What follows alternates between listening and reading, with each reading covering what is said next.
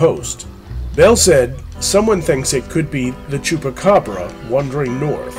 A cryptozoologist on a show tonight will talk with us. I told Art I'll look into it, but I can't be known or have any contact with officials.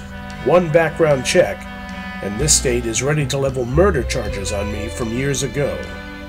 That'll never go away. That night, I sat in with Art for a show. His expert wasn't too much help, and open lines brought responses like, "The Mothman stole my catalytic converter." The next day, I tried to learn more about the victim from people he knew.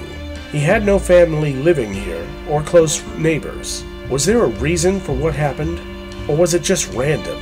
Something that'll give me an idea of what I'm up against, where to look. It's a big desert, and the sheriff is already hunting at the crime scene.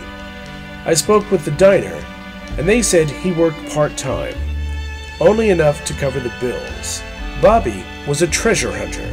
He spent his time rooting through the hills and old mines, looking for fortune.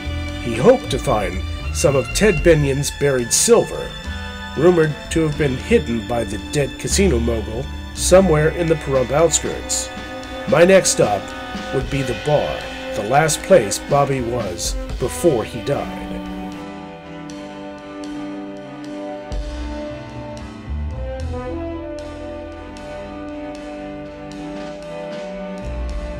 Post.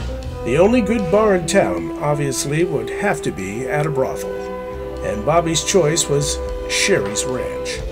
The ladies spend time in the bar courting customers for drinks and entertainment. They mostly told me that Reyes was a dreamer with no money, so they didn't waste time on him. Much the same vibe they picked up from me. The bartender, named Snake, knew Bobby, and I caught him before he rode off on his hog. He told me Bobby was a drunk as usual that night.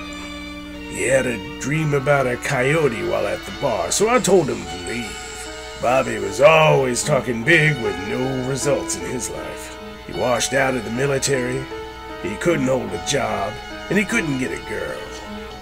He even made up a story about finding a beautiful naked woman in a cave. Said he was exploring an old mine from the copper days. 100 feet in, he sees a woman lying naked on the floor. He thought she was dead and was startled when she got up. He was scared. She was just staring at him until she walked over and started making out with him. Said she was the most beautiful woman he had ever seen. She undressed and went down on him, and it was amazing. Afterwards, Bobby said she held him down and said to never tell anyone about her or what they did. Well, nobody ever admitted to it. Nobody believed it. It was sad what happened to Bobby, but he really didn't have a life to lose. I went back into the air-conditioned bar to ask myself, what's next? When some young Native American just blurted out to me, I think it was dogs.